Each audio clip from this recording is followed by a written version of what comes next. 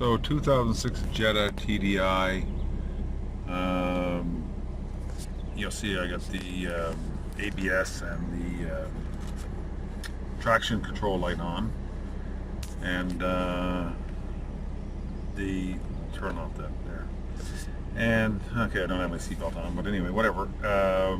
So let's find out what that is. I'm pretty sure it's a wheel sensor. But so ABS traction control light on. We also have a light bulb out somewhere. I'm not sure which one. I think it's a marker light. And the check engine light is on because number 4 glow plug, it doesn't seem to be operating. So that's not a big concern to me. Minus 20, minus 30 degrees Celsius. This thing still starts. But I'll look at that after. But anyway, so we'll see if we can't figure out what's going on with this traction control light. ABS traction control light. 2006 Jetta front left wheel sensor. This is the new wheel sensor. Goes in this way. Goes right here. Okay, so the front wheel is off.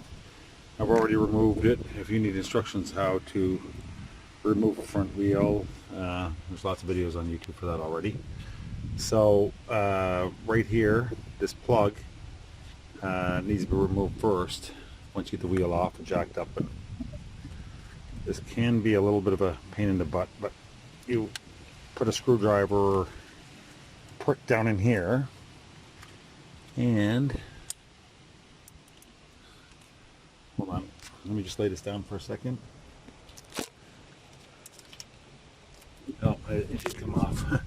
Sorry, it did. You just put something down inside and you pop it and you pull it up. I did release and I didn't know. Okay, so just put something down inside of here. Don't force too hard. You'll break the plastic tabs and it's just a pain. People are trying to yank and force on these all the time, and the plastic tabs can be a bit of a pain, but they're very fragile.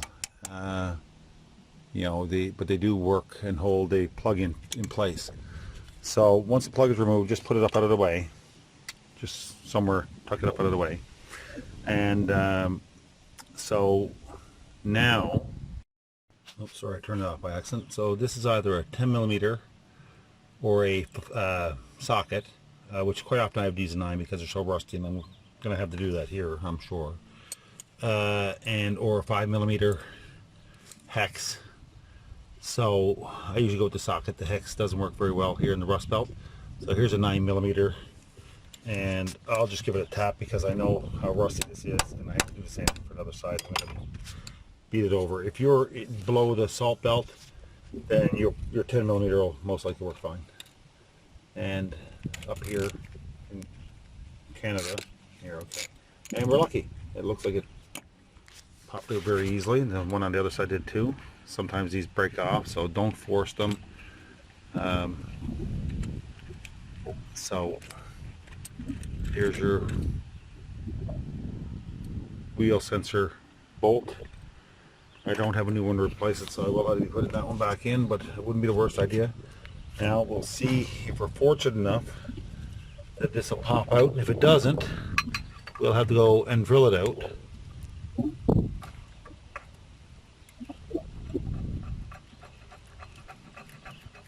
Put some light pressure.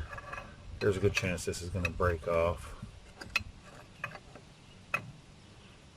And it's a pain in the behind, but it's not the end of the world if it breaks off on this vehicle. Some vehicles are a little bit harder to get at than others. Oh, did that just pop up or did that just break off? I'm not sure. It's a little bit hard to do while I'm filming, I must admit. Okay, I'm going to just put that there. And I think it broke off. And it did. So we'll just pop it right off. So here's what it looks like when it breaks off. You know, and there's what it looks like in the hole when it breaks off. So because it goes down between the wheel bearing and this axle, what we'll do there now is I'll just go get a drill. I'll drill this out, and I'm just going to use a 3/8 drill bit, and I'm going to loosen the axle nut and push the axle back slightly, so the piece that is stuck in here that the drill bit drills out pushes out and falls out the back. It won't hurt anything inside there except maybe your new wheel sensor. So I'll just get the drill bit and we'll be right back. Okay, so I went and got a couple more tools, and I cleaned out the top of that a little bit with a chisel right here. There was a little nub. And so now we'll take a wire wheel and just, well, I'll do this again now, but give it a little.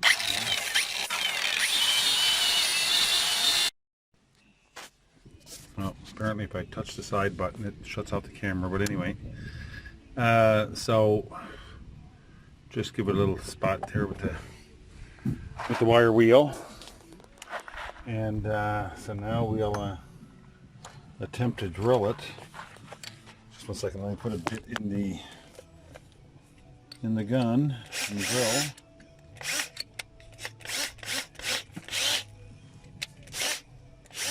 This is a 5/16 drill bit,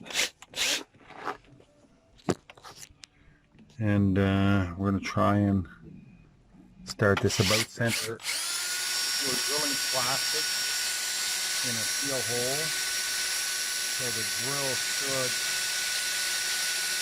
follow the plastic anyway. It's kind of like water to take the path of least resistance. Just pull it off every once in a while. Get the plastic out of there. There is some metal in there, not much, it's mostly plastic and a couple of copper lines. Now, in order to, it doesn't matter if you ream the hole a little bit, because the sensor, when it sits in there, is not held in place by the sides. It's held in place by this flat piece up here and the bolt. So as long as the sensor is in front of the bearing, and between the bearing and the axle, you're fine. So we're going to have to punch the piece out of there. It's not going to come up out. So what I'm going to do there now is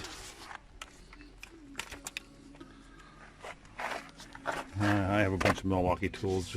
They're not all the best tools, but if you're looking for an impact gun, this Milwaukee impact gun is a very good tool.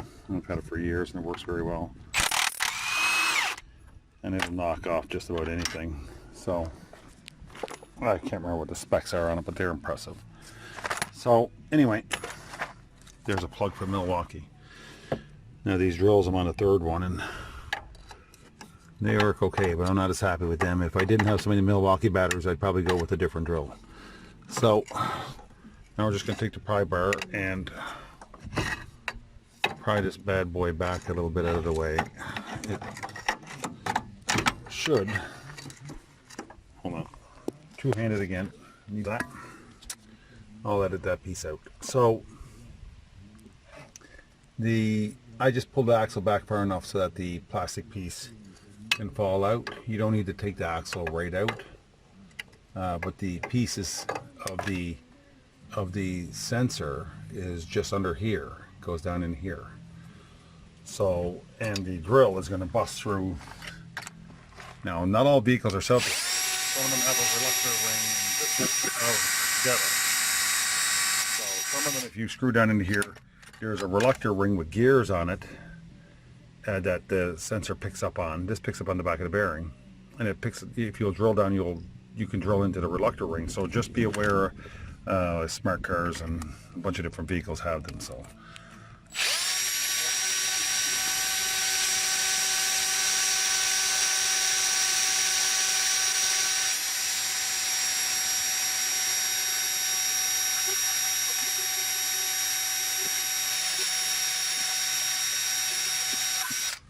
That bit's a piece of junk. But anyway, normally we're down through there. I normally have better bits. This is a Canadian Tire bit, which is not much better than Harbor Freight or Princess Auto.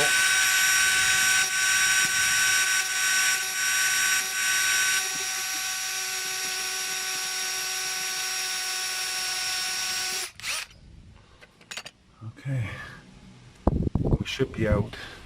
Just 1 second, let me grab a... grab a smaller bit here. I should go get a punch, but let's just tap on it. Where's my hammer?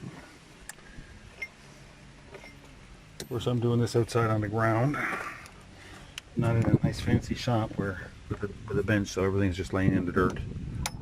Oops. One-handed again. I'm just going to give this a little tap here. Let's see if that pops through. Let's see if I can do this and where can I lay this camera?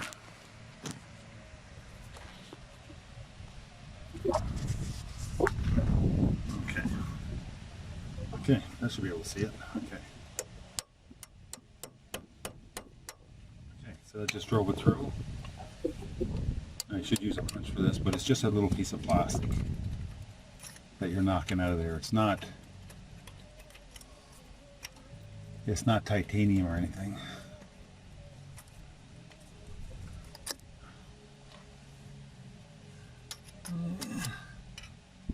There's part of it just came out, and there's the bottom piece of the sensor just fell out the bottom. There I drilled, and so again that when you look at this is the new sensor, and this piece here is what we were just drilling out. It was stuck in the hole from here down, and this is the little nub at the end that I just punched out. I was having a bit of trouble reaching with the bit, and so just make sure we got everything out of there.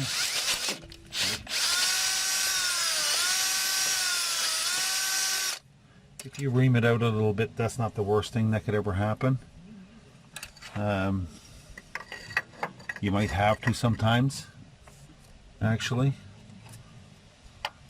Some would even say it's recommended. So I'm going to take a little bit of brake clean, and because it's under pressure and I don't have an air hose here right now, and clean out the hole, and that'll just wash any junk out the bottom and get rid of it all. And we'll just make sure that this bad boy fits back down in here. We got to clean anything back up. Seems to be a little bit of resistance. What's going on? Is there something still in there? Oh yes, there is. Okay, we'll take a pick and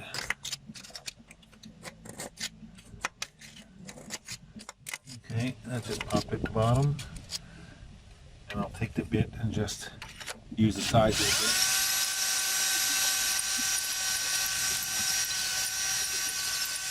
Ream the hole a little bit, and we'll blast that. Okay, that piece just fell out. I won't bother picking it up. It's filled with brake cleaner, and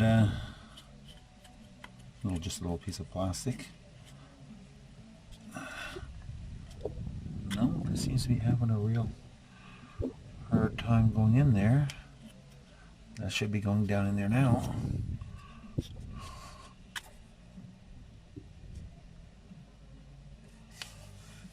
This hole is very rusty.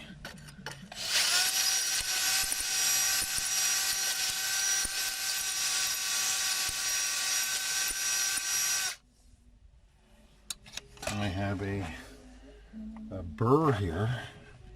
Will that fit down in there?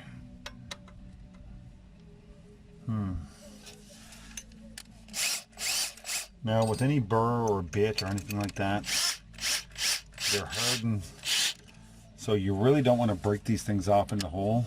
I should have a tapered one. I don't know where that is. I might have to go look for it. See the rust that just come out of there? Okay. Okay, so there's so much rust in the hole that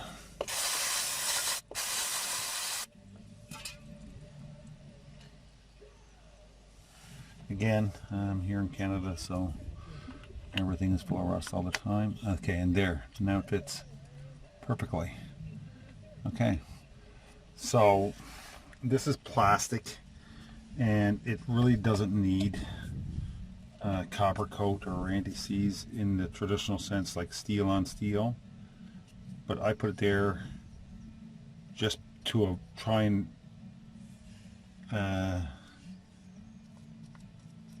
protect the surface from rust.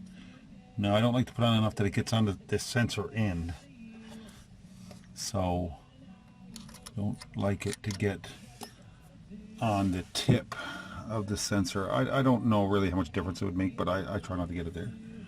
And so this just goes back in the hole after we get all that gunk out of there. And I put a little bit of copper coat on the bolt, as you can see. As you can see, there's a little bit of copper coat on that, or you can use I actually prefer the silver anti-seize over the aluminum anti-seize over the copper coat. But anyway, copper coat's what I got today. And just a short handle 1/4 inch drive. This is probably 12 or 15 inch-pounds. I don't know what the exact torque is. If it concerns you, look it up. I just tighten it in and give it a, once it's in flush, and I just give it probably an eighth of a turn snug, and I'm comfortable with that. If you're a torque person, it's probably 12 or 16 inch-pounds. It's not very much, but it wouldn't be that hard to find the information. So now you take your plug, check your plug inside, just make sure it's all good and clean and looks good. It's not dirty or anything. And of course, now that just goes on over here, and we put that on. It's funny that it's hard to do this while looking at the camera. Okay, and you got to give it a little push for it to click. There's a little rubber piece in there that has to compress. That's your weather seal. So don't be afraid to push on it, and you should be able to pull on it quite hard and it not pull off. There, it just clicked. Okay, it's not very audible. I don't know if you heard it or not. So there. So now, check your cable. This here is actually a brake pad line to measure the brake pad. It's been disconnected. They're disconnected on a lot of them. So it has nothing to do with the ABS and wheel speed sensors. So I might change that later on and hook that back up, but for right now, that's not a big concern. That's only on the left side. The right side actually doesn't have this wire on these cars. It just has the ABS wire, the wheel speed sensor. And that's how you change that. So I'm going to change the brake pads here in a second. It's going to be a different video, but so that's what we do in order to change that. It's not that difficult. If you're south of the salt belt, you'd have a lot less trouble. You wouldn't have to ream the hole, and it generally isn't stuck from my experience and what I've seen. So anyway, I hope that helps you. I should also add, before I forget, after you've done the wheel sensor and you've blown out the pieces, you got the pieces out, don't forget to put the axle bolt back in where you push it back. Now I did it off camera because I forgot to film that or record that. So there's a torque on this. Frankly, I don't care what it is. I just took the gun and hammered it and where I'm comfortable. Again, if you're worried about torque, this is an easy torque to find. I would say it's probably between 80 and 90 pounds, but look it up. I don't know that for sure. So I just hammer with the gun. This is not a